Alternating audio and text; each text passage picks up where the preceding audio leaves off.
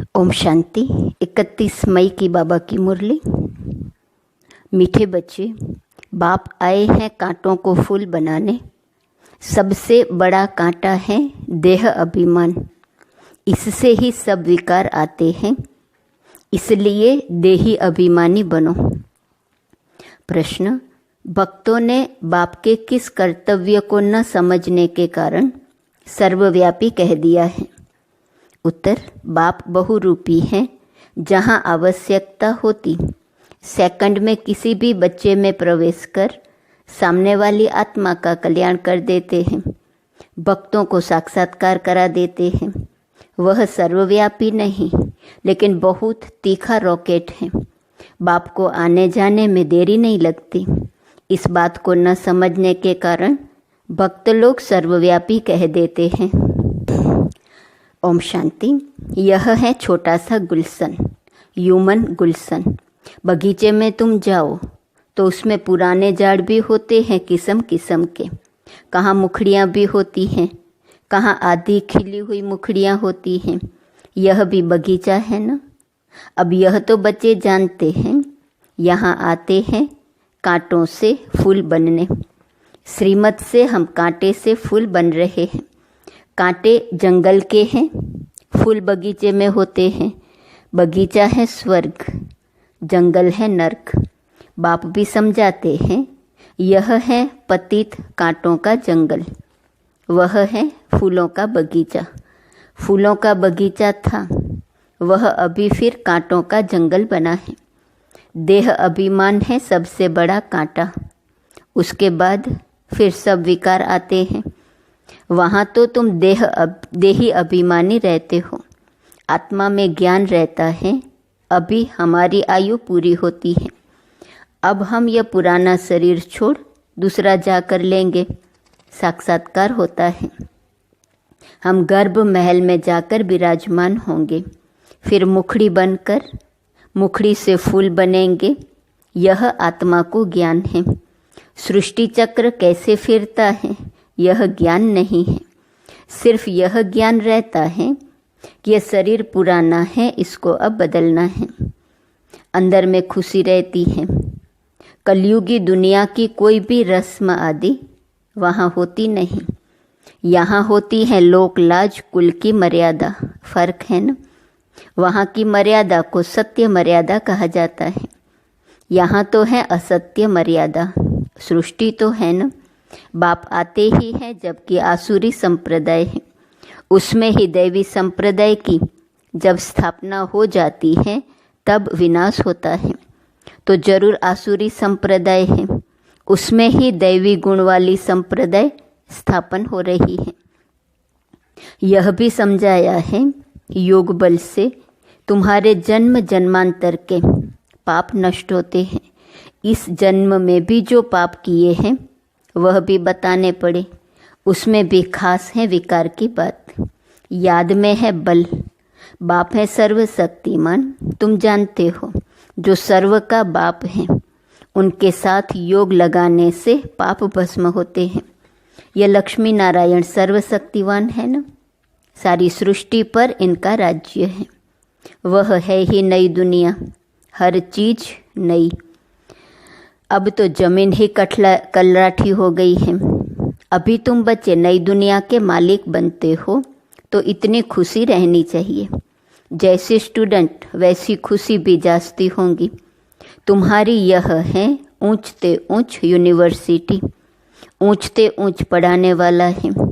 बच्चे पढ़ते भी हैं ऊंचते ऊंच बनने के लिए। तुम कितना नीच थे, एकदम नीच से फिर ऊंच बनते हो। बाप खुद ही कहते हैं, तुम स्वर्ग के लायक थोड़े ही हो। अपवित्र वहाँ जा न सके। नीचे हैं तब तो ऊंच देवताओं के आगे उन्हों की महिमा गाते हैं। मंदिरों में जाकर उन्हों की ऊंचाई और अपनी नीचता का वर्णन करते हैं। फिर कहते हैं, रहम करो तो हम भी ऐसे ऊंच बने। उन्हों के आगे माथा टेकते हैं। है तो वह भी मनुष्य, परंतु उनमें दैवी गुण हैं। मंदिरों में जाते हैं, उन्हों की पूजा करते हैं कि हम भी उन्हों जैसे बने। यह कोई को पता नहीं है क्यों को ऐसा किसने बनाया। तुम बच्चों की बुद्धि में सारा ड्रामा बैठा हुआ है। कैसे इस दैवी झाड़ का सैपलिंग लगता है। बाप आते भी हैं संगम युग पर। यह पतित दुनिया है, इसलिए बाप को बुलाते हैं। हमको आकर पतित से पावन बनाओ। अभी तुम पावन होने के लिए पुरुषार्थ करते हो। बाकी सब हिसाब किताब चुकतू कर चले जाएंगे शांतिधाम। मन मनाभव का मंत्र है मुख्य, जो तुमको बाप देते हैं। गुरु लोग तो ढेर के ढेर हैं, कितने मंत्र देते हैं। बाप का है ही एक मंत्र। बाप ने भारत में आकर मंत्र दिया था, जिससे तुम देवी देवता बने थे। भगवानुवाच है ना। वो लोग बल श्लोक आदि कहते हैं, परंतु अर्थ कुछ भी नहीं समझते। तुम अर्थ समझा सकते हो। कुंभ के मेले में जाते हैं, वहाँ भी तुम सबको समझा सकते हो। यह है पतित दुनिया, नर्क। सतयुग पावन दुनिया थी, जिसको ही स्वर्ग कहा जाता है। पतित दुनिया में कोई पावन हो न सके। मनुष्य गंगा स्नान कर पावन होने के लिए जाते हैं, क्योंकि समझते हैं शरीर को ही पावन बनाना है। आत्मा तो सदैव पावन है ही। आत्मा सो परमात्मा कह देते हैं। तुम लिख भी सकते हो, आत्मा पवित्र होंगी ज्ञान स्नान से, न कि पानी के स्नान से। पानी का स्नान तो रोज करते रहते हैं। जो भी नदियां हैं उनमें रोज स्नान करते रहते हैं। पानी भी वही पीते हैं। अब पानी से ही सब कुछ किया जाता है। बातें कितनी सहज हैं, परंतु किसकी भी बुद्धि में आती नहीं है। ज्ञान से ही सद्गति होती है सेकंड में। फिर कहते हैं ज्ञान इतना अथाह है, जो सारा समुद्र साई बनाओ, जंगल को कलम बनाओ, धरती को कागज बनाओ, तो भी अंत नहीं हो सकता। बाप भिन्न भिन्न पॉइंट्स तो रोज समझाते रहते हैं। बाप कहते हैं आज तुमको बहुत गुह्य बातें सुनाता हूँ। बच्चे कहते हैं पहले क्यों नहीं सुनाया। अरे पहले कैसे सुनाएंगे, कहानी शुरू से लेकर नंबरवार सुनाएंगे ना। पिछाड़ी का पार्ट पहले कैसे सुना सकेंगे। यह भी बाप सुनाते रहते हैं। यह सृष्टि चक्र के आदि मध्य अंत का राज तुम जानते हो। तुमसे कोई भी पूछे तो तुम झट रिस्पॉन्स कर सकते हो। तुम्हारे में भी नंबरवार हैं, जिनकी बुद्धि में बैठा हुआ है। तुम्हारे पास आते हैं, पूरा रेस्पॉन्स नहीं मिलता है तो बाहर जाकर कहते हैं यहाँ तो पूरी समझानी नहीं मिलती है, फालतू चित्र रखे हैं। इसलिए उन्हें समझाने वाले बड़े अच्छे चाहिए, नहीं तो वह भी पूरा समझते नहीं हैं। समझाने वाले भी पूरा नहीं तो जैसे को तैसा मिला। बाप कहते हैं कहाँ कहाँ हम देखते हैं आदमी बड़ा समझदार है, बच्चे इतने होशियार नहीं हैं, तो फिर हम ही उनमें प्रवेश कर मदद कर लेते हैं। क्योंकि बाप तो है बहुत छोटा रॉकेट, आने जाने में देरी नहीं लगती है। उन्होंने फिर बहुरूपी व सर्वव्यापी की बात उठा ली है। यह तो बाप तुम बच्चों को बैठ समझाते हैं। कोई कोई आदमी अच्छे होते हैं तो उनको समझाने वाले भी ऐसे चाहिए। आजकल तो कोई छोटेपन से भी शास्त्र कंठ कर लेते हैं, क्योंकि आत्मा संस्कार ले आती है। कहाँ भी जन्म ले फिर वहाँ वेद शास्त्र आदि पढ़ने लग पड़ेंगे। अंतमति सोगति होती है ना। आत्मा संस्कार ले जाती है। अभी तुम बच्चे समझते हो आखिर वह दिन आया आज, जो स्वर्ग के द्वार सच सच खुलते हैं। नई दुनिया की स्थापना, पुरानी दुनिया का विनाश होना है। मनुष्यों को तो यह भी पता नहीं कि स्वर्ग नई दुनिया में होता है। तुम बच्चे ही जानते हो, हम सच्ची सच्ची सत्यनारायण की कथा व अमरनाथ की कथा सुन रहे हैं। है एक ही कथा, सुनाई भी एक ने है। फिर उसके शास्त्र बनाए हैं, दृष्टांत सब तुम्हारे हैं, जो फिर भक्ति मार्ग में उठा लिए हैं। तो संगम पर बाप ही आकर सब बातें समझाते हैं। यह बड़ा भारी बेहद का खेल है। इसमें पहले है सतयुग त्रेता राम राज्य, फिर होता है रावण राज्य। यह ड्रामा बना हुआ है, इनको अनादि अविनाशी कहा जाता है। हम सब आत्माएं हैं।